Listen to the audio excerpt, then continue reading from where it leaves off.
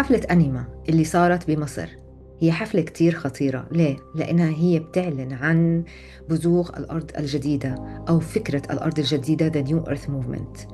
وهاي المنطقة بالذات اللي هي الأهرامات تعتبر عند الديانة الباطنية من المجموعات السرية أو الحركات السرية، الدولة العميقة، الماسونية، هي عبارة عن منطقة الحج. وهاي المنطقة كتير مهمة عندهم إنهم يرجعوا يحيوا الطقوس السحرية فيها. وهاي المنطقة تعتبر هي المنبع الرئيسي للسحر الأسود، الخيمياء، علوم الطاقة، وكل الفلسفات الباطنية التي جمعتها القبالة اليهودية ووضعتها ونشرتها في العصر الجديد. وطبعا هلأ نحن إذا بطلعنا على الحفل مليان رموز. أول إشي بدنا ننتبه عليه هي، إذا بتعرفوا أنتوا، العين الواحدة اللي إحنا بنعرفها كلياتنا الموجودة على الدولار هي العين التي تراقب.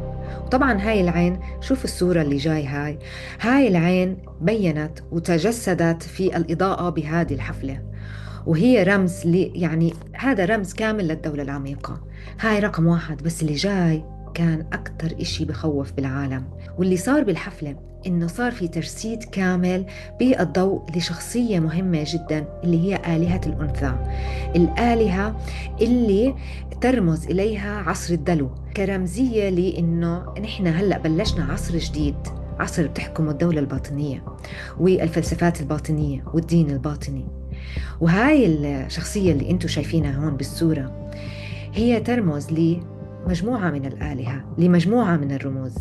أول شيء الآلهة شاكتي بلونها الأزرق، والآلهة كالي رمز الدمار والخراب، وأيضا الآلهة ليليث رمز التمرد، وأيضا الآلهة غايا بالأشياء اللي فوقيها رمز للأرض الجديدة.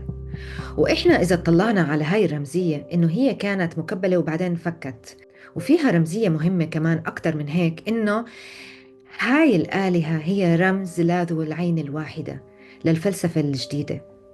وطبعا لما نكون كلياتنا موجودين بهيك حفلة وعم نتطلع ونتقبل هذا الموضوع، كأنه عم نتقبل الفتنة الجديدة، الفتنة التي حكى عنها الرسول صلى الله عليه وسلم والأديان الأخرى. وطبعا هاي الحفلات اللي عم تنتشر باسم الفن وباسم الموسيقى بتتم هاي الشغلة وبهاي الطريقة، لأنه السحر لازم يكون في قبول من الطرف الآخر. هاي الحفلة كانت كتير كبيرة، إجا عليها كتير ناس، وشوفوا كم حدا قبل هاي الموضوع. وعلى فكرة الفيدباك تبع الناس بهاي الحفلة كان كتير كتير صعب، إنه كتير ناس حست بأحاسيس كتير غريبة، وكتير تعبوا بهاي الحفلة، وكتير في ناس روحت.